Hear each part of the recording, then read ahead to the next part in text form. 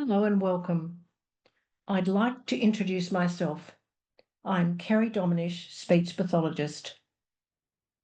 I'm pleased to be able to bring you Research Snapshot number 16 on behalf of PRECI, Professionals and Researchers in Early Childhood Intervention. This paper is titled Child-Led Goal Setting and Evaluation Tools for Children with a Disability, a Scoping Review. The authors of this paper are Leanne Ryan, Laura Miller, Tanya Rose and Leanne Johnston. I am recording this research snapshot today on the land of the Darug people. Before I start, I would like to acknowledge the traditional custodians of the lands on which I'm on today and pay my respects to their elders, past, present and emerging.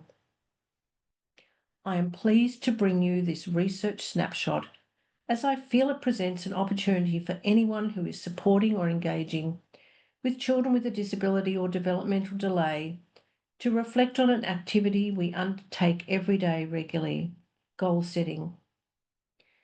Being recent research and Australian, this scoping review and its outcomes have relevance to the current environments we all work in today.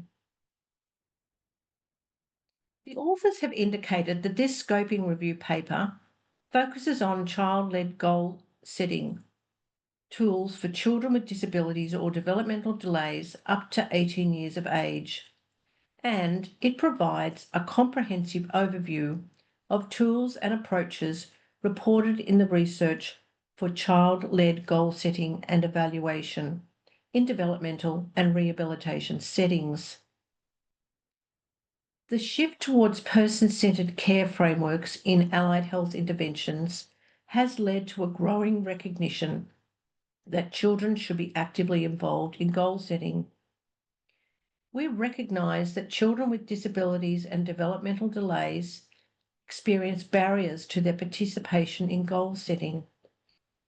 This can have long-term impacts into adulthood on participation and autonomy, self-concept, problem-solving and decision-making skills, and therefore their capacity for self-determination. Children are regularly and frequently involved in formal and informal goal-setting experiences in multiple settings more often than children without disabilities and delays. They are continually having decisions made for them by many people, such as family members, caregivers, and intervention and education providers, where they have little involvement or say. So what is this research about? It aimed to answer the following questions. What is the published evidence about the characteristics of child-led tools or approaches that are being used during goal setting and evaluation? What are the clinometric properties and clinical utility of tools used for goal setting and evaluation when a child is a self-respondent? The authors undertook this research because person-centred care frameworks found in adult research literature suggest children should actively be involved in goal setting. These frameworks also inform how children can be involved. They support goal-setting practices that are collaborative, involve child and family, and direct interventions towards meaningful areas for children and their families. This means that child-led goal setting has the potential to positively influence the child-practitioner relationship, and because the goals have personal value for the child, to improve their efficacy, engagement, and outcomes. They also recognise that as practitioners we need to consider the unique needs of children, particularly as their skills are evolving. What did the researchers do? They conducted a scoping review guided by the JBI Manual for Evidence Synthesis and reported according to the PRISMA Extension for Scoping Reviews guidelines.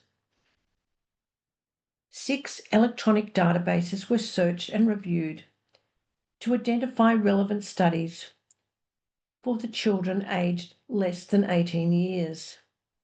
Data extraction and synthesis were performed to classify tools and approaches they found, and then later to develop a framework for the child-led goal setting and evaluation tool. An abductive qualitative content analysis approach was applied to data synthesis, which included an inductive phase to identify and classify tools and approaches reported in the published literature, followed by a deductive phase to categorize these data using existing goal-setting theory and author clinical experience to develop a framework that could be applied in clinical practice. The researchers found 50 articles that met the inclusion criteria. That is, that children were self-respondents during at least one phase of goal setting and evaluation.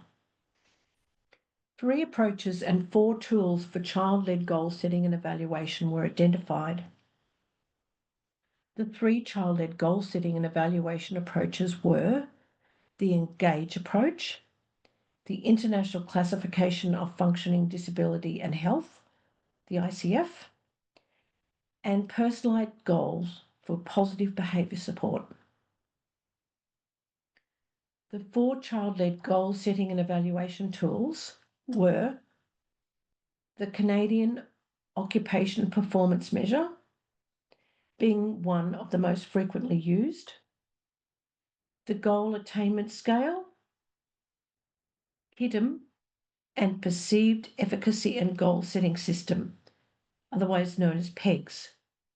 No studies reported the climatic properties of tools specifically for child responders.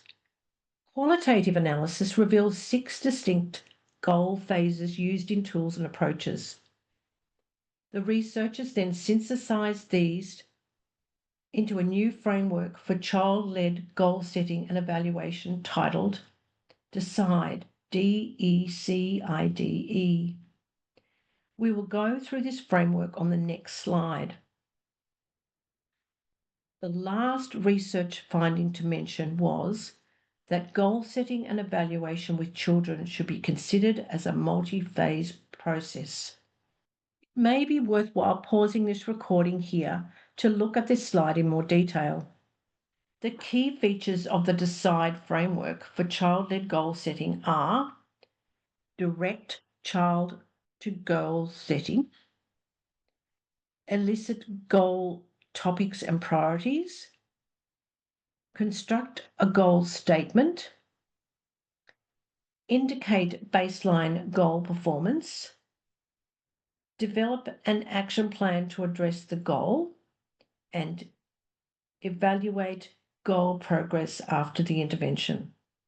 To finish this research snapshot, it is worthwhile reflecting on how this knowledge and the synthesis can be used.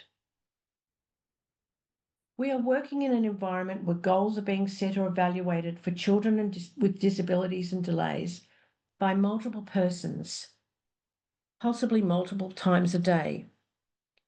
The research, therefore, could be of relevance to any person in any role involved in any setting where goals are being developed for children of all ages. This means in early childhood intervention, rehabilitation, early childhood education, and in schools. It could be relevant to any person involved with the National Disability Insurance Scheme processes, research and policy making. As well, it has relevance for parents and carers.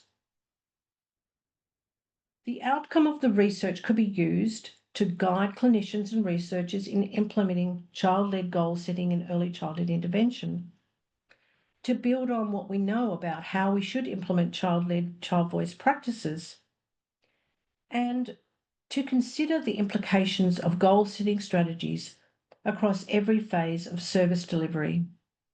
Where to from here?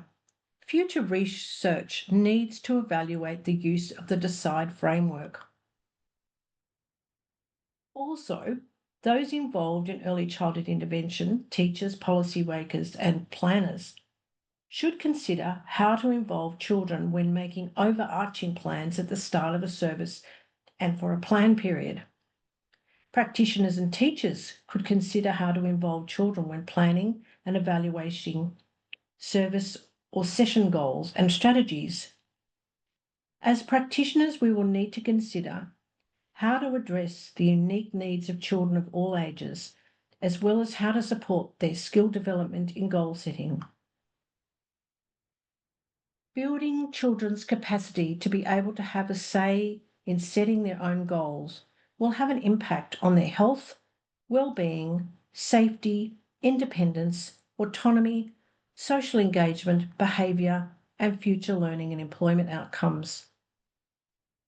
As a speech pathologist, I have been considering how to best address the communication needs of children with a delay or disability when goal setting, so that they not only can communicate effectively their opinions about their goals, but understand their role and what the goals mean.